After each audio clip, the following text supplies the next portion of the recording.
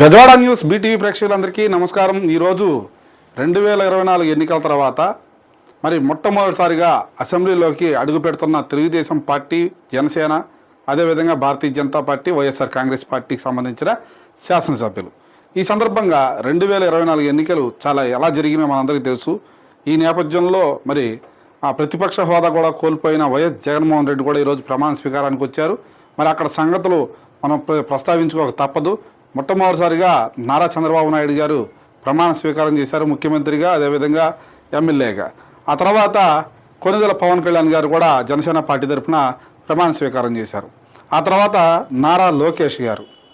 ఇదంతా అయిపోయిన తర్వాత తెలుగుదేశం పార్టీ నాయకులు, అదేవిధంగా జనసేన, అదేవిధంగా బీజేపీ జరుగుతున్న టైంలో మరి మొన్నటి వరకు ముఖ్యమంత్రిగా ఉన్న వైఎస్ జగన్మోహన్ రెడ్డి ప్రమాణ స్వీకారం కూడా అదే సభలో జరగడం నిజంగా అందరినీ ఆకట్టుకుందని చెప్పుకోవాలి. ఎందుకంటే మరి వైఎస్ జగన్మోహన్ రెడ్డి మొన్నటి వరకు సీఎంగా ఉన్న వ్యక్తి కేవలం 11 స్థానాలకే పరిమితం అయిపోయిన తర్వాత అసలు అసెంబ్లీకి వస్తారా రారా అనే సందేహాలు కూడా చాలామందికి ఉన్నాయి. అయినప్పటికీ ఆయన వచ్చిన తర్వాత మర్యాదపూర్వకంగానే అందరూ కూడా ఆహ్వానించారు. అదేవిధంగా ఆయన కూడా అందరికీ అభినందనలు తెలియజేసి మరి ఆ అసెంబ్లీ నుంచి వెళ్ళిపోవడం జరిగింది.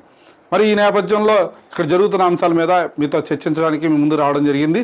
మన అసెంబ్లీ సమావేశాలు జరుగుతున్న తరుణంలో ప్రమాణ స్వీకార కార్యక్రమంలో సందర్భంగా మన రాష్ట్ర ముఖ్యమంత్రి మరి నారా చంద్రబాబు నాయుడు గారు ప్రమాణ స్వీకారం ఏంటో ఇప్పుడు మనం చూద్దాం. శ్రీ నారా చంద్రబాబు నాయుడు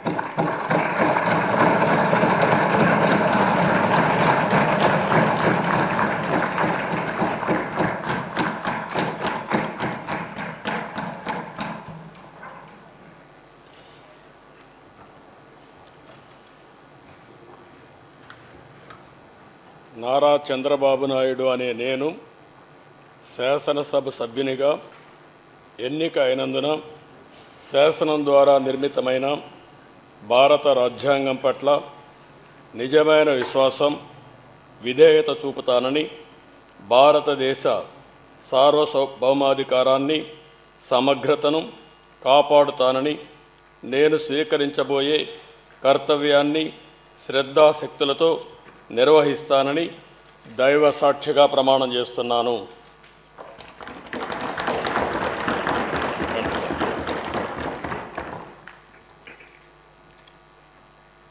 ఆంధ్రప్రదేశ్ శాసనసభ సభ్యుడైన నారా చంద్రబాబు నాయుడు అనే నేను సభ నియమాలకు కట్టుబడి ఉంటానని, వాటిని అనుసరిస్తానని, సభా మర్యాదలను పాటిస్తానని, సాంప్రదాయాలను గౌరవిస్తానని దైవ సాక్షిగా ప్రమాణం చేస్తున్నాను.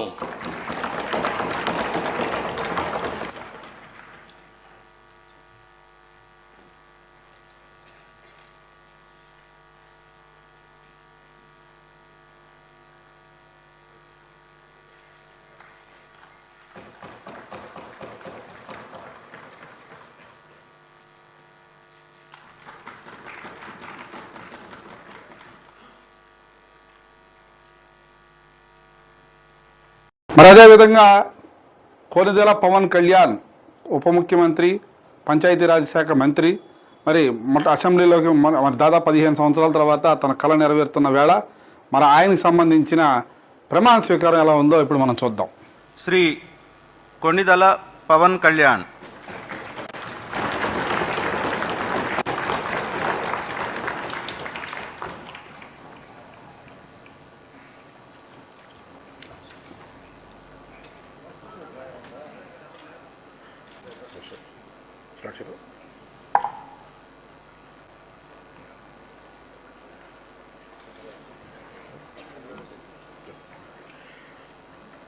కొణిదెల పవన్ కళ్యాణ్ అనే నేను శాసనసభ సభ్యుడిగా ఎన్నికైనందున శాసనం ద్వారా నిర్మితమైన భారత రాజ్యాంగం పట్ల నిజమైన విశ్వాసం, విధేయత చూపుతానని, భారతదేశ సార్వభౌమాధికారాన్ని, సమగ్రతను కాపాడుతానని, నేను స్వీకరించబోయే కర్తవ్యాన్ని శ్రద్ధాశక్తులతో నిర్వహిస్తానని దైవ సాక్షిగా ప్రమాణం చేస్తున్నాను.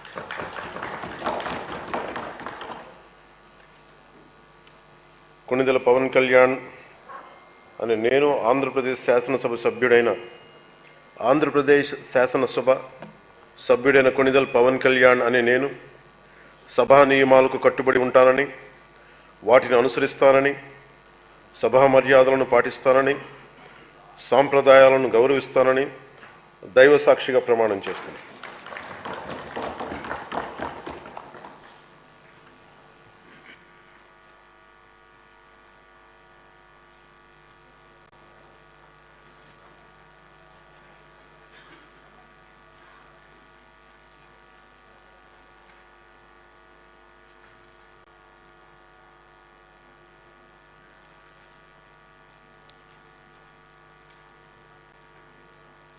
శ్రీమత వంగలపూడి.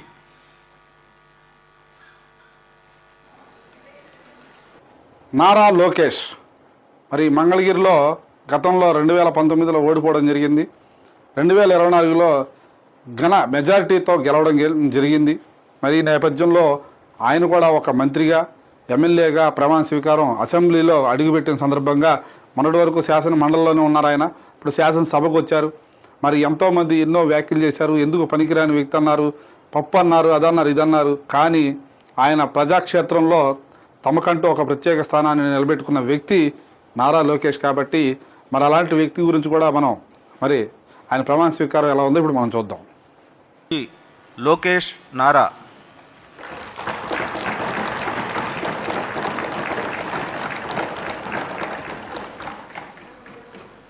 నారా లోకేష్ అనే నేను శాసనసభ సభ్యుడినైన ఎన్నిక అయినందుకు శాసనం ద్వారా నిర్మితమైన భారత రాజ్యాంగం పట్ల నిజమైన విశ్వాసం, విధేయత చూపుతానని, భారతదేశ సార్వభౌమ అధికారాన్ని, సమగ్రతను కాపాడుతానని, నేను స్వీకరించబోయే కర్తవ్యాలను శ్రద్ధాశక్తులతో నిర్వహిస్తానని దైవ సాక్షిగా ప్రమాణం చేస్తున్నాను.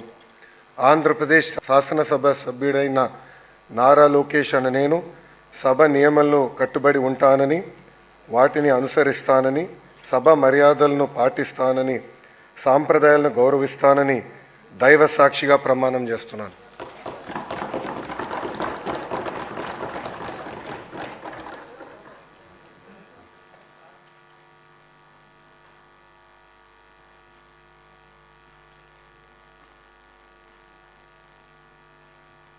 మన మాజీ ముఖ్యమంత్రి వైఎస్ జగన్మోహన్ రెడ్డి గారు 2024లో 175కి 175 స్థానాలు సంపాదించుకుంటామని చెప్పారు.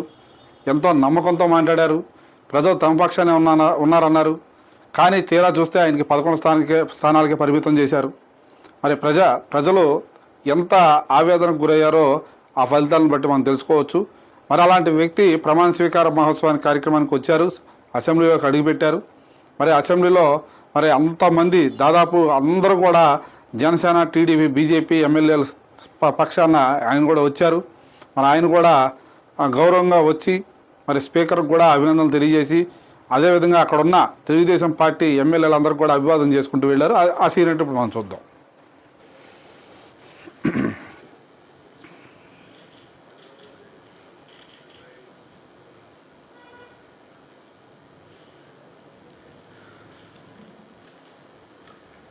వైఎస్ జగన్మోహన్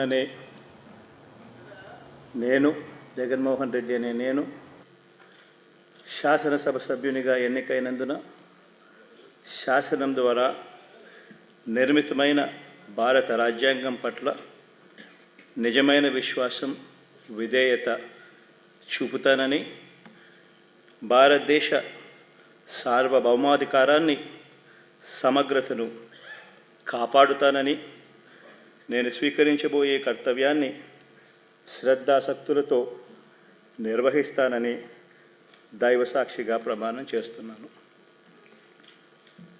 ఆంధ్రప్రదేశ్ శాసనసభ సభ్యుడైన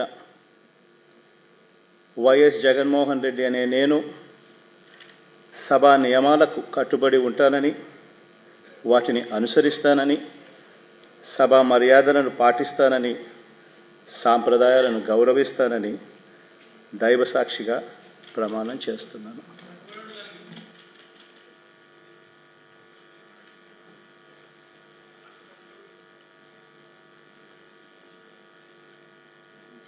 శ్రీమతి అదితి విజయలక్ష్మి గజపతిరాజు పూసపాటి.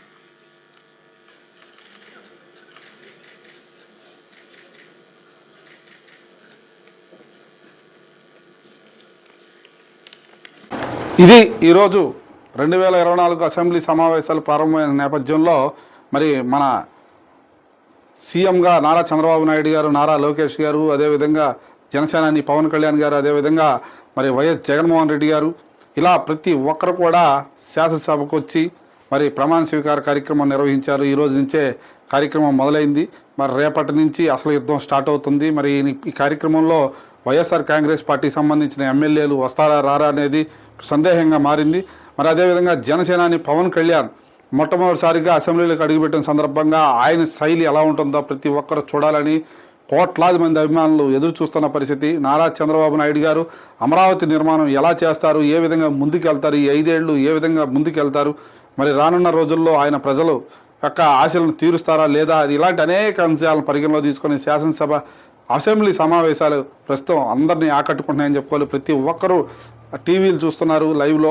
మరి ఈ నేపథ్యంలో ఈసారి గౌరవ సభగా ఉండాలి, అగౌరవ సభ లేకుండా గౌరవ సభగా ఉంటే ప్రతి ఒక్కరూ మరి అక్కడున్న ప్రజాప్రతినిధులు అందరిని కూడా తమ వంతు ఓటేసి గెలిపించే ప్రయత్నాలు చేస్తారు. కాబట్టి ఆ దిశగా ప్రతి ఒక్కరూ మర్యాదపూర్వకంగా మంచి మాటలు మాట్లాడుకుంటూ ప్రజా సమస్యల పరిష్కారానికి ఎప్పటికప్పుడు కృషి చేయాలని, మరి అదేవిధంగా రాష్ట్ర అభివృద్ధికి ప్రతి దేశంలో అన్ని రాష్ట్రాల కంటే ముందుండేలాగా రాష్ట్ర అభివృద్ధికి కృషి చేయాలని మనస్ఫూర్తిగా కోరుకుంటూ మీ జర్నలిస్ట్ వెంకట్. నమస్కారం.